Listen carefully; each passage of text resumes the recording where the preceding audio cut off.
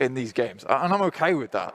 They're always trying to get a chance where, look, we can get the circle if we all hold in this direction, but you know, we've already scouted out this area. Why don't we try and just control 2 areas at once and then just group up later on? Sulke goes down. Klas Athletics between these 2 teams. The fight is continuing to rage on here as the rest of the teams start to group up a little bit, but the shots coming down from Alpha 7 on the top side. Futbolist getting crunched.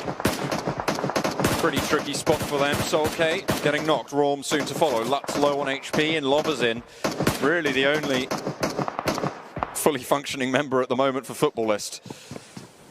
Lutz does get back some HP, but now they're down to 2. Look for the opportune position to insurge into the circle. And Na'Vi, again, will have to face off against them out towards the edge. This southern edge is looking so difficult near Chumacera. Yeah, I mean, for Na'Vi, what they're trying to do right now is trying to figure out where they can actually get into this circle. Where's the best place to inject here? And like you say, 4M's right behind them. He's going to be causing them a lot of problems. Old Boy hanging back as he usually does, trying to see if there's anyone, you know, stealthily creeping up on them. And it is currently 4 AM, so he's got to keep his eyes peeled and his head on the swivel. Na'Vi moving on forwards. Don't know exactly where 4 AM are. I think they're all the way down south of Minas de Valle, still out in the blue. RRQ lost a player on the hillsides. And Secret Jin trying to play spoiler. On the northern side here, oh, this is the replay of the player getting taken down for D2E. Cosmos able to get the spray down. D2E just out in the open. Secret Jin playing a really strong spot against all of these teams in Chumacera. The question is, are they going to take the fights one at a time, or is everyone going to try and move at the same position at the same time? You've also got to remember that these guys were right on the eastern side of the coast too, so they've actually worked their way in here. It's not been a free position that they've taken. They have made some fantastic little rotations, and it will continue to bear fruit as the circle drops on top of them. Sure, they are down to the southwest, but they have an easy position to move forward towards the center. 4 increments still out in the blue, still moving their way forwards at zone 4, so this will start to hurt, will start to prove bothersome. NOVA-XQF on the eastern side, again trying to move on through Power 888 right now. Of course, down to 2 players. You can see them swarming with A1 just over that ridgeline. And just let that fight happen. That reduces their strength. You can try and pick up something off the back of that. Na'Vi, they found themselves Aerowolf Limax right now. All 4 players alive for both of these teams. 60 moving forward. Look at how aggressive this guy likes to be. If he can pop the first kill, though, get a knock, then it means the rest of Na'Vi can swarm over the tops on that one. But good of him to actually move back, and it feels like we are starting to see a little bit of this from Tixi more often, where it's more reserved, a little bit more passive, and he moves back, gives space to his team, and they can kind of figure out what they want to do next with this circle that is on board. Silas dropping down the smoke, provides him a little bit more cover, and can start to move forward using that. Remember, of course, Futbolist down to 2 players from their engagements earlier. Both teams are going to have to move into the circle, and it looks like Klas Athletics have the better spot of this, the better end of the stick. Alpha 7 move ahead, though, and will try to guard it. Lutz being burnt on out from his cover, will get sprayed down. Beautifully done there from Silas, dropping the molly and crushing Lutz in the corner there. Lova's in, last player standing for Futbolist, again down to 1. We'll see how much further they can get. That's 4 AM taking a lot of shots. I mean, I said fashionably late, but this is looking a lot more rugged than they'd like it to be. Hazuki also down, facing off between them and Secret Jin. RRQ also in this position. 4 AM just took too long to get here. It was such a difficult rotation for them, and they were really struggling to find an opening. However, they are still 2 players alive. They are in the circle blank, so they'll be okay for now. Secret Jin have taken a knock, and you've got RRQ to worry about as well. Svan isolated from his teammate. He has moved a little bit further down on the south. That's Sook not going to be able to get this res. A nice nade found. Now RRQ can start to move forwards, but they still have to deal with Secret Jin, who are playing spoiler on the northern side of Chumacera. Next circle about to come through. No one wants to head towards the middle, but Abrupt Slayers, they were only ones to brave this one forward with 2 loot crates right on top of them.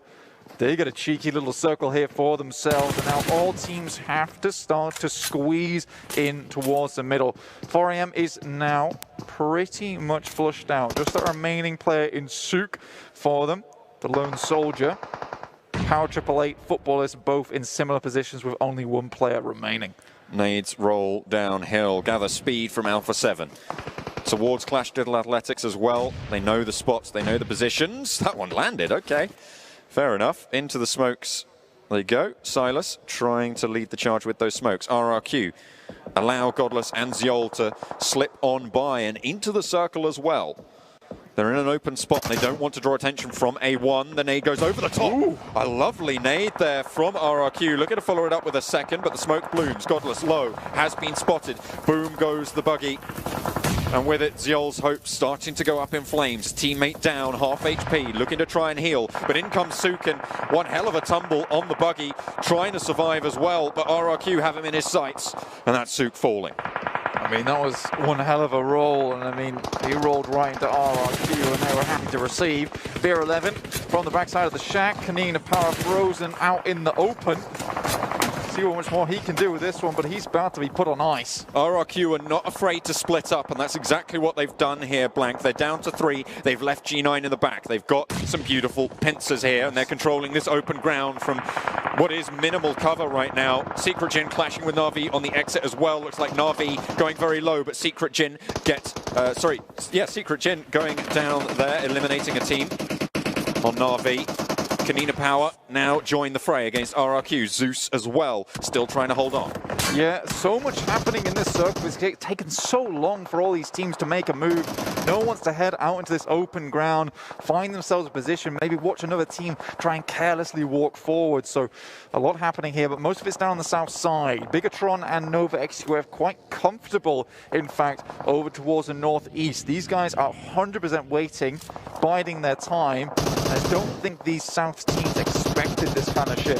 Power 888 going down. The 3 teams who finished top 3 in the last game have gone down very, very early, Blank. So we're looking to even the score lines here on the tables. Who's going to be able to surge into the lead? That's what we're here to find out. Alpha 7 still continuing to prove troublesome for anybody who dares step foot onto this hillside. But Mafioso's down and knocked. No one looking to res him just yet. Ooh. Along the side here, this is a very, very difficult fight for both of these squads. NOVA-XQF looking to put pressure over towards Bigetron, and the nades continue to fly. Smoke's giving the cover, but it's not hard. It will not stop the bullets. And both teams remain alive for now. Bigetron took a huge amount of shrapnel, but the bandages were already halfway around the arms by the time they came through. King is taking a massive amount of damage, and these nades are what is coming in massively handy. These smokes might just start to dissipate very soon, and all the while, NOVA-XQF trying to find a better position here. And neither of these teams are in the next circle, Blank. They're going to have to move. There is a clock on the fight, and they have to try and pull the trigger. Already, Order sending out, getting them a forward position. Bigetron might try and push, but they have the back door now. They're in the circle as well if they move to Order's spot. The question is, can they stay safe from the northern side? They'll have to wait and see. Between a rock and a hard place, do you choose Bigetron or do you choose the risky push? It might be that they can strike out towards Bigetron as Zuxi goes down, Ryzen falls, and now it's Microboy and Luxi left alive. Out in the blue, Paraboy tries to get an off angle, and NOVA-XQF stay alive for now. Microboy takes bended knee, and one player now standing for Bigetron. That was such a fantastic hold from Paraboy. Oh my lord, the patience on this man. He was out in the blue whilst that happened, edged the vehicle round the side, but held it down whilst the rest of his team moved up the hillside. This is one hell of a fight for NOVA-XQF to survive, but look at this. A1 is looking down on this team, and Order's been spotted. Oh, he's going to get tagged up as well, but makes it behind the crate just in time. Jax back into the smoke, looking to try and keep them all alive. A1 have a really good spot here. Alpha 7 go down on the northwestern edge, and the Abrupt Slayers now playing spoiler to Clash Digital Athletics representatives and Aerowolf Limax all the way on that northwestern edge. RRQ suffering heavily, and now it's Abrupt Slayers with the only team with all 4 alive. In goes Luxi, down goes Luxi. King shuts it out, and it's NOVA-XQF trying to get those reses, but it's stolen away. It's pincered out, and it's A1 to try and shut it down. Jax has to come down off this hillside. You can see him dropping the smokes now, but he's done his job. He's provided so much cover towards Sinister that he can live on for a little bit longer. But these smokes, they are going to be removed from the battlefield very soon. You see Abrupt Slayers off in the distance, but right now, NOVA-XQF, they're clinging on, but there's really not a lot of cover here. That is, unless you get another loot box dropped on your head. Oh, Abrupt Slayers looking to try and swarm around Solus. They are the piranhas right now, Blank. And Solus will have to move. He'll have to get out eventually over the hillside, looking for a nade, looking for a knock, but really not going to find too much. Maybe trying to heal up a little bit, but down he goes. And that's Klas Digital Athletics eliminated 6th place for them. Zeus, RRQ still alive, but they're both out in the blue, so really non-factors into this next circle. A1 will lose yet another player, so it's just Sinister left. NOVA-XQF cosplaying, Box Gaming here with the double box in front of them, but that's Abrupt Slayers to take down all the players from NOVA-XQF. What is happening here? So much occurs in such a short amount of time. Leon now running over the tops here. It's just Sinister now, and Abrupt Slayers strike from the top of the hill. They run on down. Sinister looking to try and heal up, looking to get a little bit of health, maybe another point or two if he's lucky. Finds one onto Heaven, but gets shut down. Lickety split, and it's Abrupt Slayers to take the second chicken dinner.